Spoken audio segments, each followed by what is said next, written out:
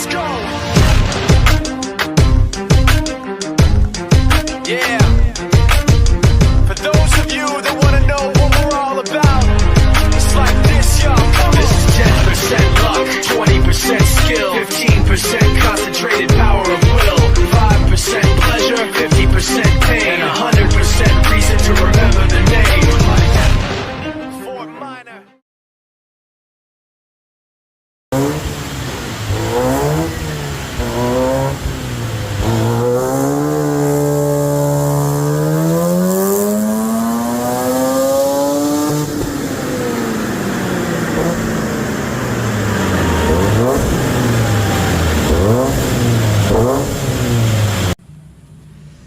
Alright, Brad's Series 1 Rx8, completely stock standard, dirt and all.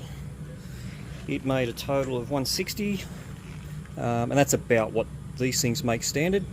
This engine, on cranking, it does sound like it's a little worn, a bit down on one pulse, but that's pretty much to be expected, 160 at the wheels.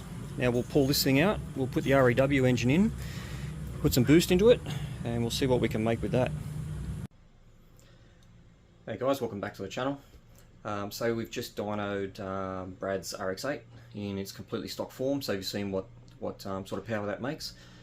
Now while the boys are downstairs and they're removing the engine from it, I'm upstairs and I'll go through and start the assembly on the engine. But I'll show you what we do start with and what we're building. So like I said before, it was a Series 8 FD engine. These are an import engine that we've been bringing in for years. This one was a really good condition one. You can see it hasn't done hardly any work. It's still got all the cadmium plating on the rotors. The bearings are all good. Now, all we've done is we've tip clearanced the rotor and we've side clearanced it on the corner seal. Mainly because, look, for the power level it's going to be making, it's not a necessity, but he is going to do track days in it. And with the sustained high RPM, that's where this will come in to its own benefit. If it was just a street engine doing its every now and then power pull on the road, not a necessity at all. Even though it was a complete import engine, we balanced the assembly and it did need some weight in the front counterweight. Crank has all been cleaned and polished up. It did get new gears. With pretty much every rotor, you'll always find the rear stationary gear is worn on one side. That's on the thrust side, so where the spark plugs are firing, it wants to push the crank across, and it'll wear on one side of the bearing only. So regardless, we put two new gear bearings in it. The rotor bearings were immaculate, so no point touching them. Now it'll get, what do we start with? Apex seals. It'll get some Pro Seals, 2mm boosted Apex seals. It'll get all new Apex seal springs, inners and outers. We will retain the Mazda corner seal, however we will put new plugs in it. They're just fresh and they generally seal up a little bit better. The engine's got a tiny little bridge port in it, so that's why I will use these. If it was a decent sized bridge, or you know what you would probably normally do, we wouldn't use these. What happens is these actually drop in across the port, and eventually it just, as it goes across, it just slices these down and they go to nothing. Eventually they'll fall out and burn up, jam up, whatever. New corner seal springs, new side seal springs. We've got power seal side seals. Now they're unbreakable, so that's why we use them, as are the Apex seals, unbreakable. The oil rings, like I said, it was a very good condition, low kilometre import engine, and these are like brand new. They've got zero wear on them. It'll get a new front and rear seal, new oil ring springs, and obviously it'll get a water retention kit and the necessary O-rings to go with that. So whilst the boys are downstairs and they're pulling the engine out, I'll get to getting this assembly together, and hopefully by the time they've got it out, I've got this together and we can start fitting it. Okay, so we've got the rotors together now. They're all done. Side seals have all been clearanced. So now we'll start on the assembly. As I mentioned earlier, this engine has to be, we have to do an pass emissions tests on this one. So the porting on this is quite conservative. It's got a very small bridge on the secondaries only, and the primary ports are really just a clean up, so they're not a lot happening there at all, but that is the only way we'll get this thing through. So I'll set the camera down and start getting this stacked together. How you going under there, Faz? That's the main thing.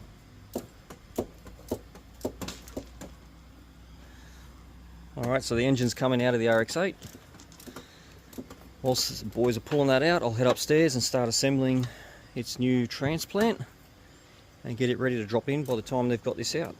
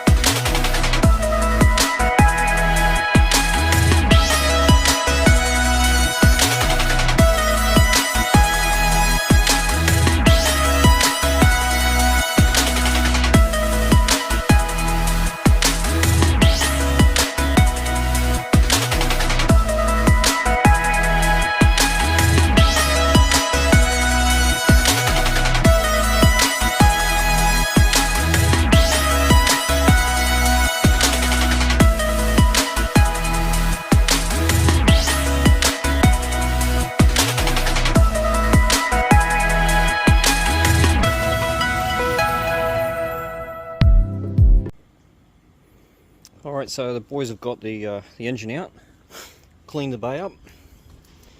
I've got the engine assembled. So now it's time to get this thing mounted up. Now we are keeping the Series 1 6-speed behind the engine in this one. So clutch wise we will still use a heavy duty pressure plate, but we will run a sprung center. It'll just be a little bit less aggressive on the gearbox. There is no doubt that at some point the gearbox is going to leave the chat, and that's when we'll cross the bridge and probably talk to Brad and do a CDO9 conversion, and that will take everything that he can throw at it. Okay, so Brad's engine is ready to come off the stand. That can go onto the trolley and we'll fit up the AC compressor and the belt. It's all come together quite well.